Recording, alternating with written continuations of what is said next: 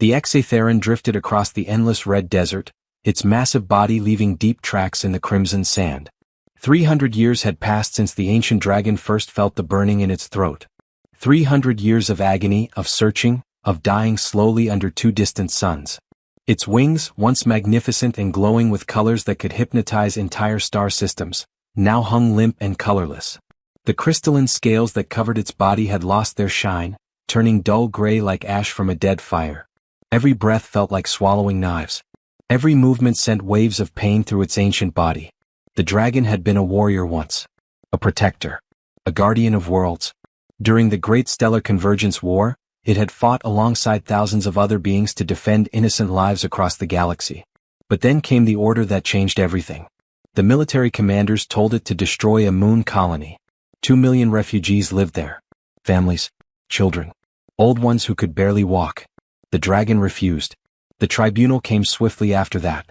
Elder species from across the galaxy sat in judgment. They called the dragon a traitor. A coward. They said mercy during wartime was the same as treason. The dragon tried to explain that those refugees were innocent, that destroying them would make the war meaningless. But the tribunal wouldn't listen. So they sent the dragon here to Kepler 442b. A prison planet. But not just any prison. This was designed specifically to torture the Exatheron species. The quantum shackles they wrapped around its very essence prevented any escape through dimensional travel. The dragon couldn't teleport, couldn't shift between realities, couldn't even send a simple message to its people. And the water. Oh, the terrible irony of the water. The planet had oceans, rivers, underground lakes, ice caps that stretched for hundreds of miles. Water was everywhere. But every single drop had been poisoned. The tribunal scientists had engineered a special compound that bonded to the water molecules. For any other species, the water was perfectly fine.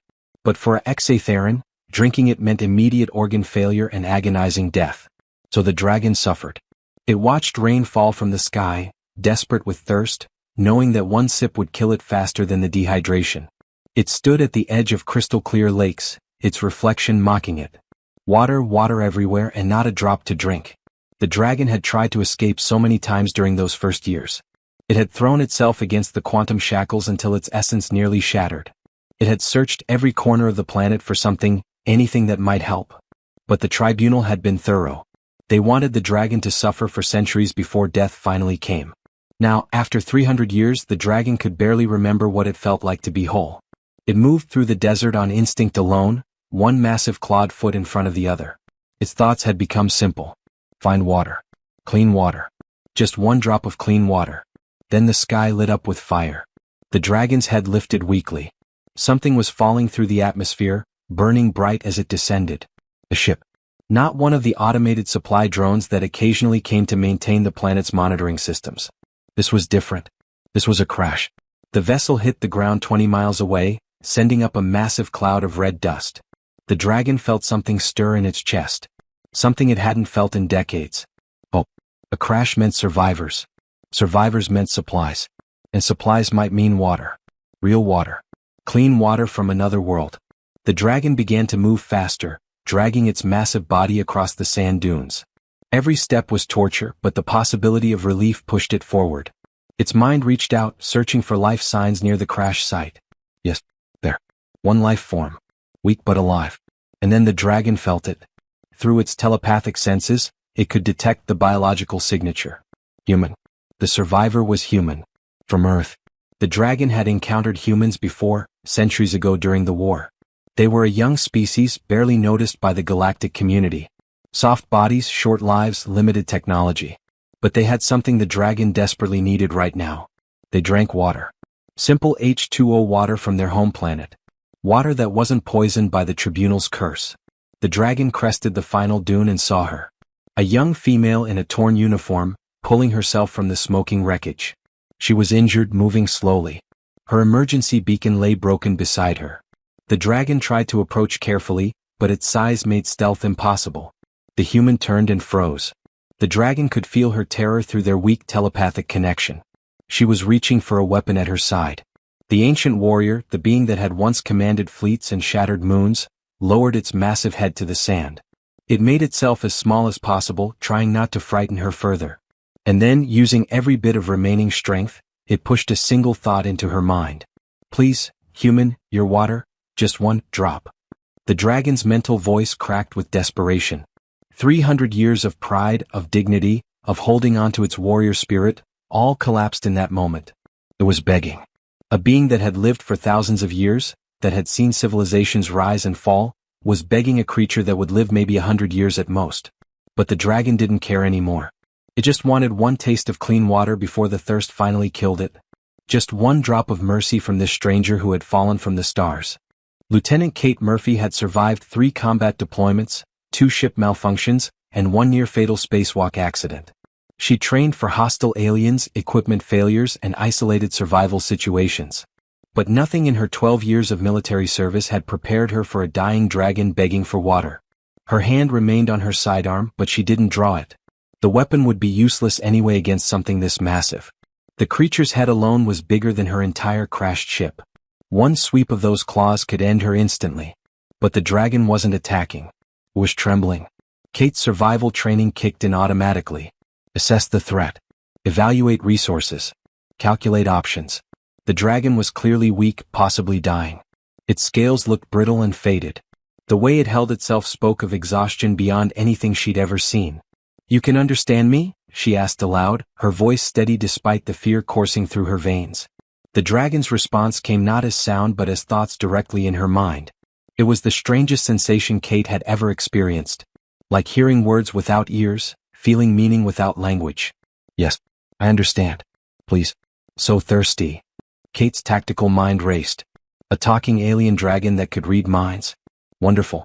But the desperation in that mental voice sounded genuine. She'd heard that same tone from wounded soldiers calling for medics. Why don't you drink from the lakes?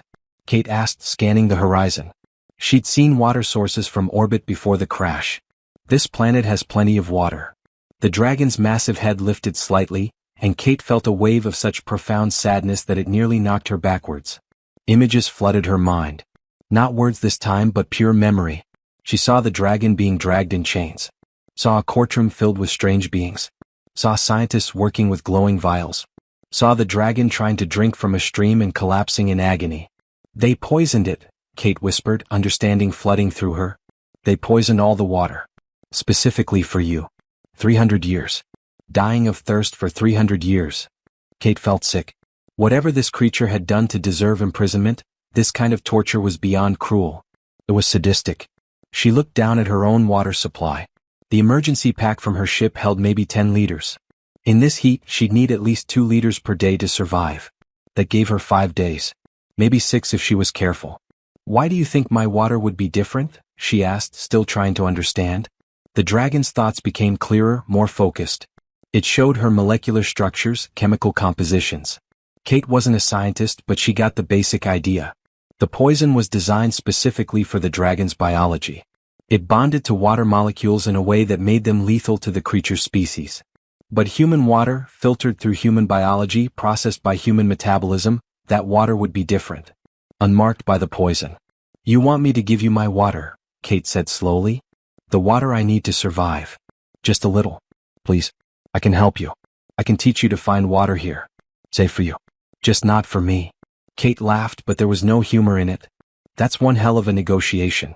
I give you my survival supplies and you teach me how to find more? What if you're lying? What if you drink my water and leave me to die? The dragon made a sound then, a low rumble that might have been a laugh or a sob. I could kill you now. Take all your water. Drink from your body itself. But I won't. I refuse to kill innocents. That's why I'm here. More images flooded Kate's mind. A moon. Families evacuating. Military orders to fire. The dragon refusing. The trial. The punishment. You saved 2 million people, Kate said softly. And they locked you up for it. Mercy is weakness in wartime. That's what they said. Kate looked at the dragon, really looked at it. This wasn't a monster. This was a soldier who'd made the hardest choice possible and paid for it with centuries of torture.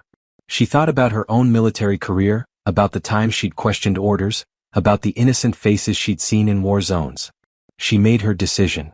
Okay, Kate said, unscrewing her water canteen. But we do this my way. I'm trained in field medicine. I'll give you small amounts and monitor your reaction. If you have an allergic response or if this doesn't work, I'm not wasting my entire supply.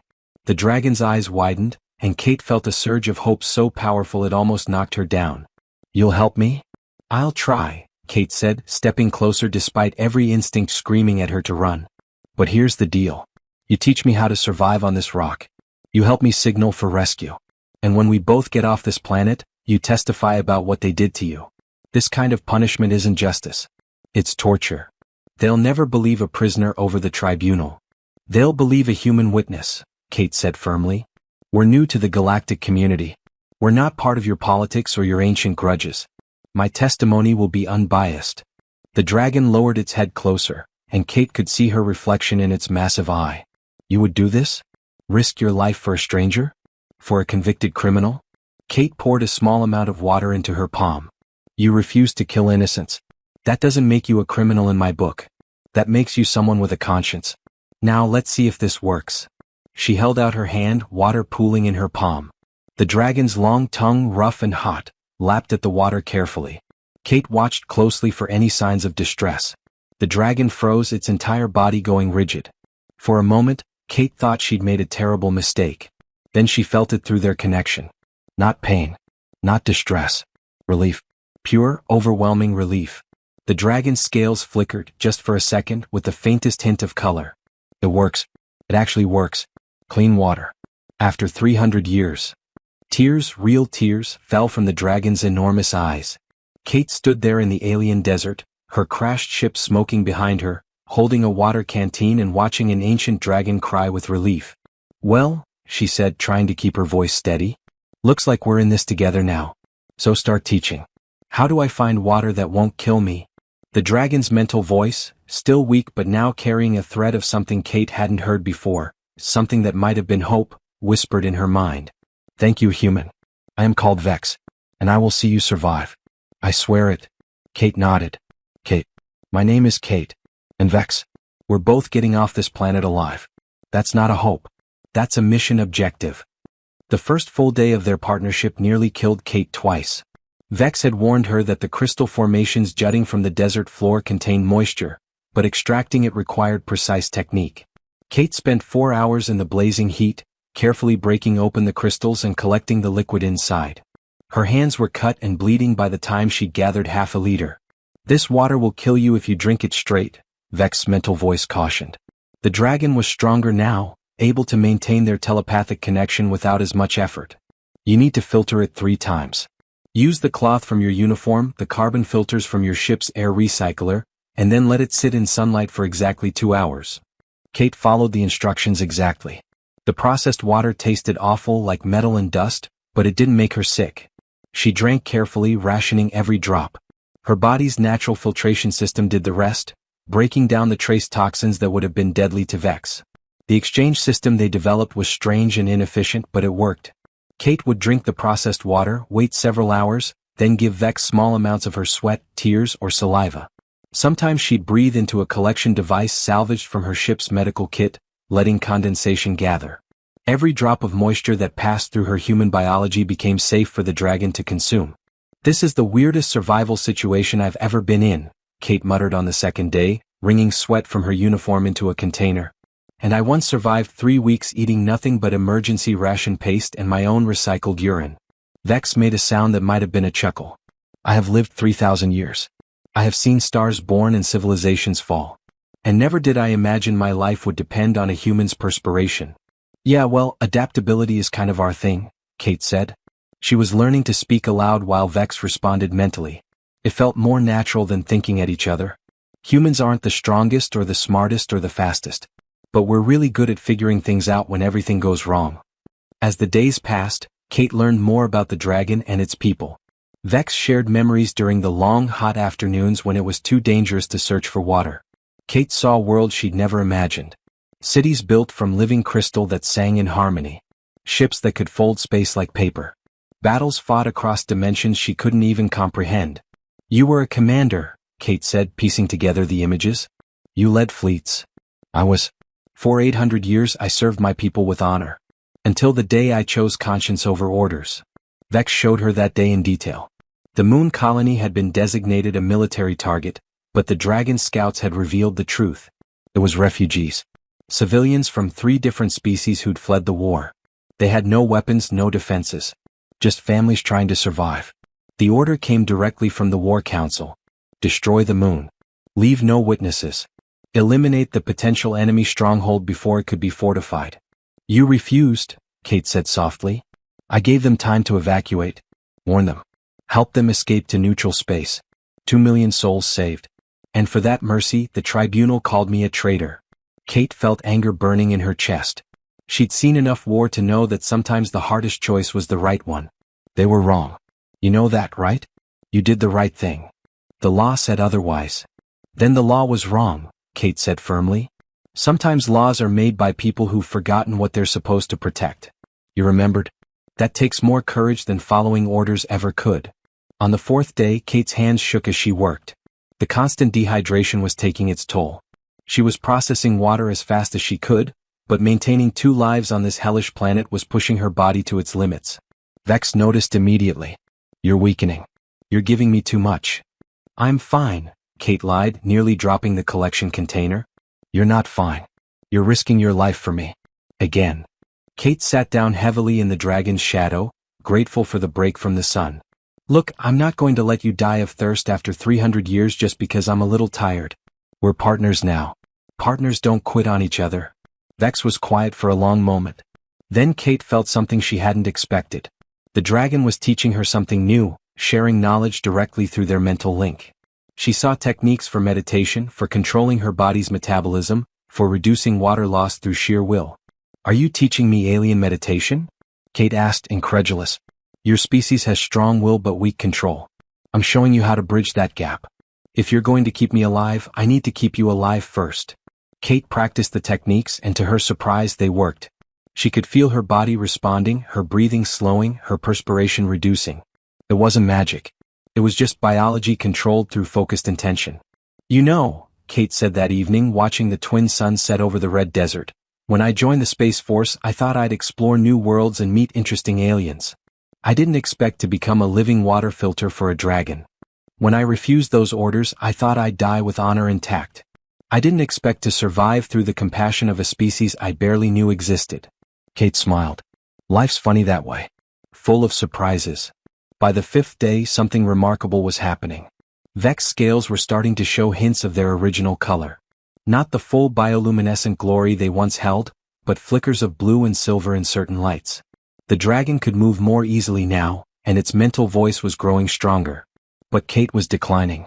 The constant work in the heat, the careful rationing, the stress of survival, it was all catching up. She knew she had maybe 3 more days before her body started shutting down. We need a new plan, she said, trying to keep her voice steady. This system works, but it's not sustainable. We need rescue, or we need to find a way off this rock ourselves. Vex's massive head turned toward her, and Kate saw something in those ancient eyes. Determination. I have an idea. Dangerous. But possible. I'm listening. The quantum shackles prevent me from dimensional travel. But they assume I'm weak. If I can absorb enough clean water quickly, I might generate enough power to tear a small hole in dimensional space. Not enough to escape, but enough to send a signal. Kate understood immediately. You're talking about using me as a water processing plant on overdrive. That could kill me. Yes, it could. That's why I'm asking, not demanding. You've already given me more than I had any right to expect. Kate thought about her crashed ship, her dead beacon, her dwindling supplies. She thought about the dragon who'd chosen mercy over orders. She thought about going home with an incredible story, or dying alone in the desert. How much water are we talking about? She asked. Enough to risk everything. Enough to either save us both or kill us trying. Kate stood up, her legs shaky but her resolve firm. Then let's get to work. Because I didn't survive 12 years in the Space Force to die on a prison planet. And you didn't survive 300 years of torture to give up now. Vex's scales flickered with color, and Kate felt determination flowing through their bond. They had a plan. It was crazy, dangerous, and probably impossible. In other words, it was exactly the kind of plan a human would make. Kate spent the entire night preparing. She stripped every useful component from her crashed ship, building what was essentially a water processing factory. The emergency medical bay became a filtration center. The ship's remaining power cells would drive pumps she jury-rigged from the cooling system. Every piece of fabric, every filter, every container was repurposed for one goal: Process as much water as humanly possible. This is insane, she muttered, connecting the last wire. I'm literally turning myself into a human water purifier for a dragon. Vex watched from nearby, its improved strength allowing it to help where possible. Your species has a saying, I believe. Go big or go home.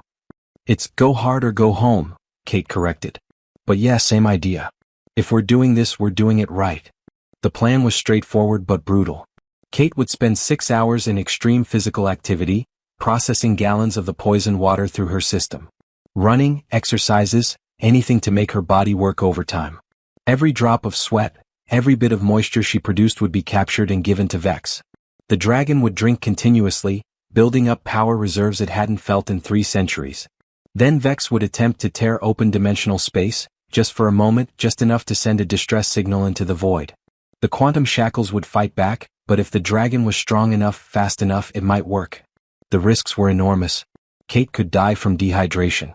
The shackles could kill Vex. Or the attempt could fail completely, leaving them both worse off than before. Last chance to back out, Kate said, checking her makeshift collection system one final time. I should be saying that to you. This will hurt. Your body wasn't designed for this kind of stress. My body wasn't designed to breathe recycled air in space either, but here we are, Kate said. Humans are good at doing things we weren't designed for. It's kind of our specialty. She started running in place, her legs pumping, her heart rate climbing. Within minutes, sweat was pouring down her face. The collection tube she'd attached to her body caught every drop. It was uncomfortable, exhausting, and absolutely necessary. Vex positioned itself nearby, ready to drink immediately.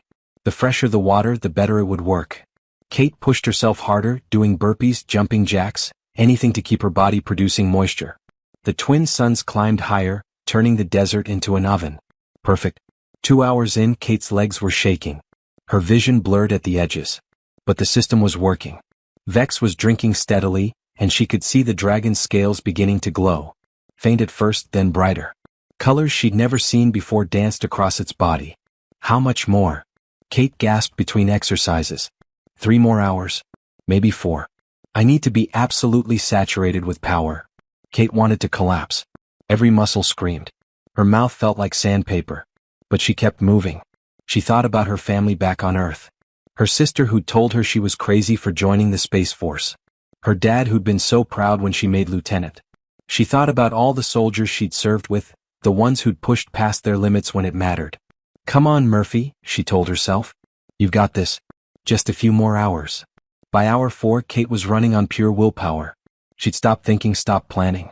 Her body moved automatically, mechanical. Vex kept drinking, and the dragon's power was building visibly now. The air around them crackled with energy. The sand beneath their feet began to vibrate. Kate, that's enough. Any more and you'll die. Not done yet, Kate forced out between gasps. You're done. I have enough. More than enough. Stop before you kill yourself. Kate collapsed to her knees, then to her side. The world spun. Vex moved quickly, positioning its body to shade her from the suns. Cool shadow fell over Kate's burning skin. Did we get enough? She whispered. Yes. Now rest. I need you alive to see this work. Kate managed a weak laugh. No pressure, or anything. Vex gave her water then, from their carefully hoarded supply. Kate drank greedily, her body desperate to replace what she'd lost. The dragon waited until she'd finished before speaking again. Thank you. For everything.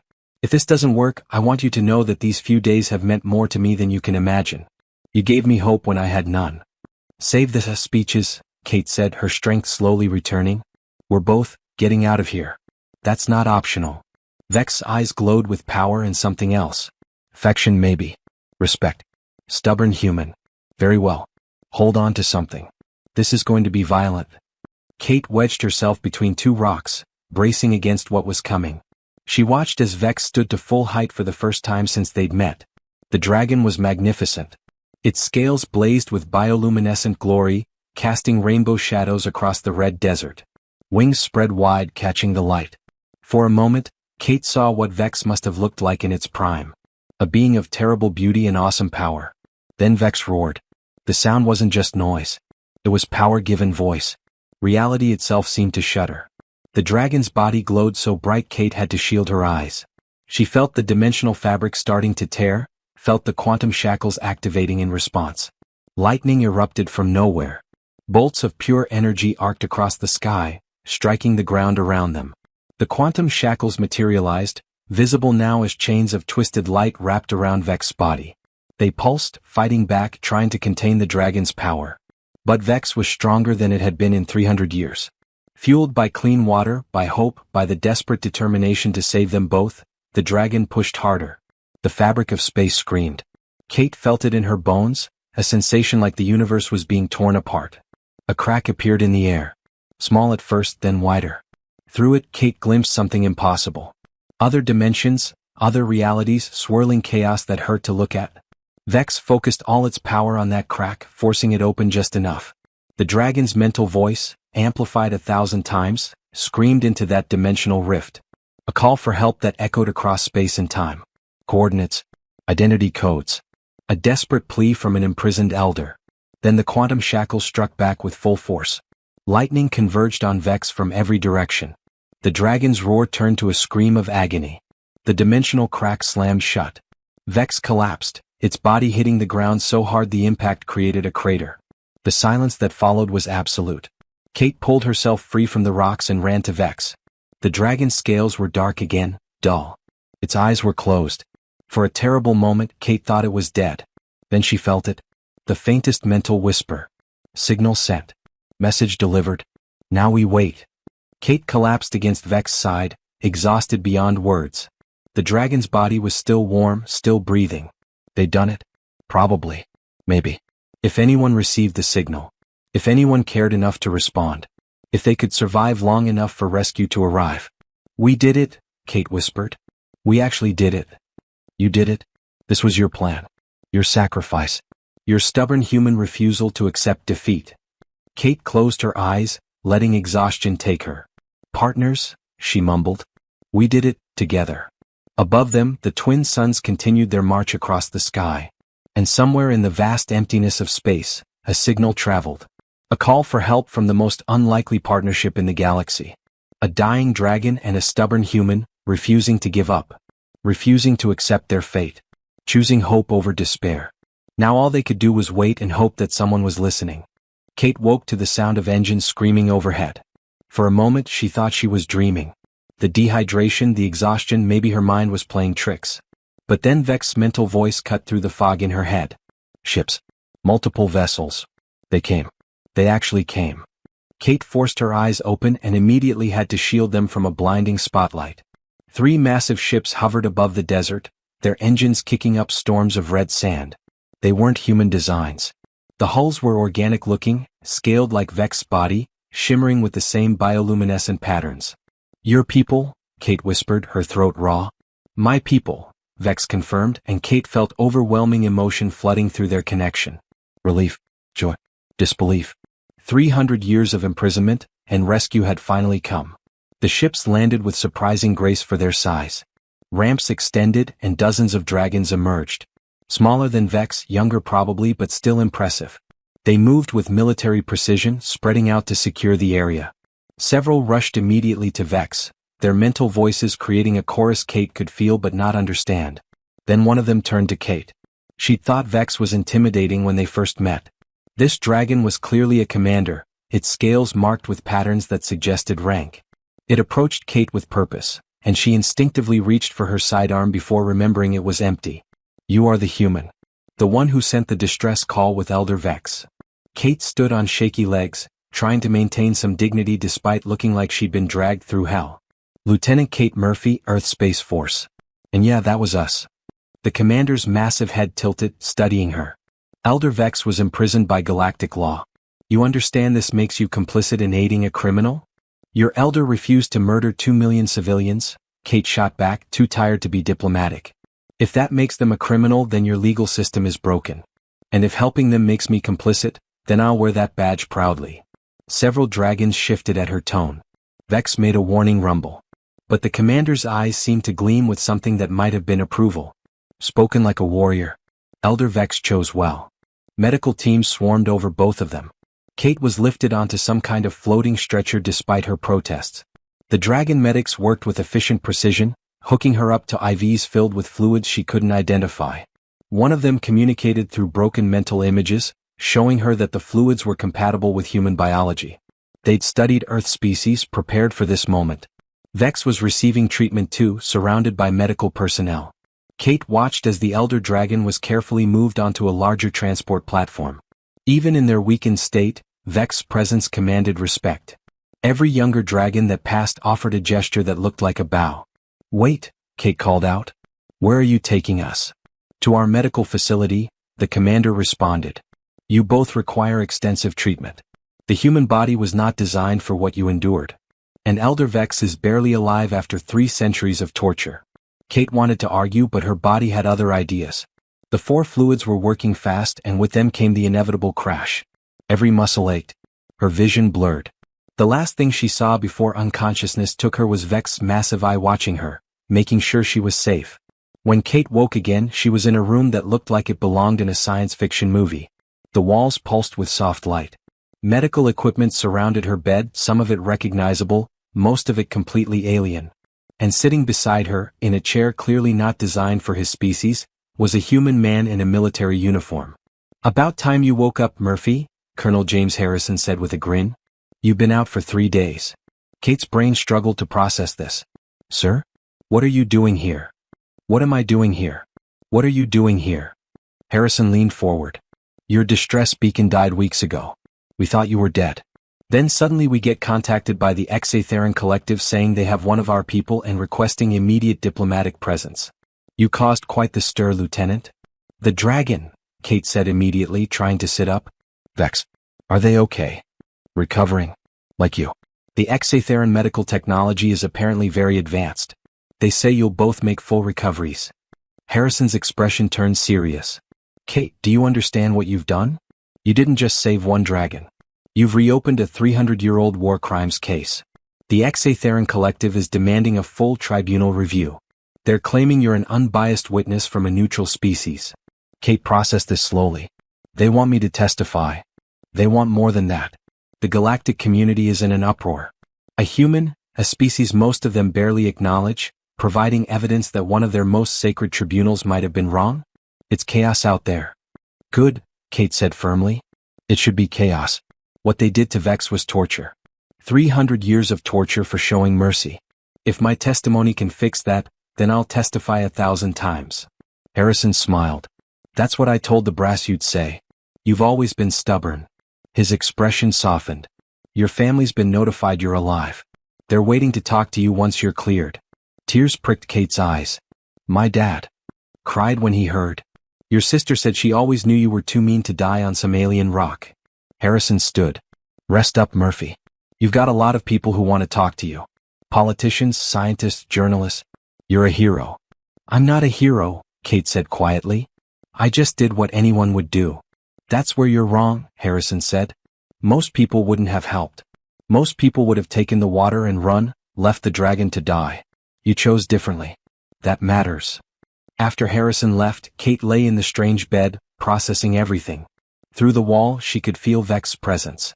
Their mental connection was weaker now, muted by distance and medical intervention, but still there. A comfort. Days passed. Kate recovered quickly under the HFY medical care. They brought her real food, accommodating human dietary needs with surprising attention to detail. She learned that news of her rescue had spread across human space. Earth wanted her home. The military wanted debriefings. Scientists wanted to study the human HFY mental connection. But Kate refused to leave until she could see Vex. It took a week before the medical staff agreed. They led her through crystalline corridors to a massive chamber. And there, standing at full height for the first time since she'd met them, was Vex. The transformation was stunning. The dragon's scales gleamed with full bioluminescent glory, patterns of blue and silver and gold dancing across its body. Its wings stretched wide, each one larger than Kate's crashed ship had been. This was Vex as they were meant to be. Not a dying, desperate creature in the desert, but an elder of incredible power and presence. Kate felt suddenly very small. Then Vex lowered their massive head and Kate felt the familiar mental touch. "Hello, my friend." All the formality, all the worry melted away. Kate walked forward and placed her hand on Vex's scaled snout. "Hey, you're looking better. Thanks to you. They tell me the tribunal is being reconvened. That you agreed to testify." "Of course I did." Someone needs to tell them they were wrong. Vex's mental voice carried warmth and something deeper. Gratitude that went beyond words. The Exatheran Collective wishes to honor you. They're offering you anything within their power. Technology. Knowledge. Wealth beyond measure. Kate thought about it. About everything she could ask for. Then she smiled. I just want one thing, she said. A friend who appreciates a good thirst-quenching story. Think you could manage that for the next 97 years? The ancient dragon, freed after 3 centuries by a stubborn human's refusal to give up, laughed. The sound echoed through the chamber like music, like thunder, like hope made audible. I think that can be arranged. 3 months later, the tribunal reconvened. Kate testified for 6 hours, presenting evidence, sharing her experiences, speaking truth to the most powerful beings in the galaxy. The verdict took 3 days to reach. Elder Vex was exonerated. The imprisonment was declared unjust. The moon colony survivors, now elderly, testified that the dragon had saved their lives. The original orders were revealed to have been based on false intelligence. The dragon who had chosen mercy over orders was finally free.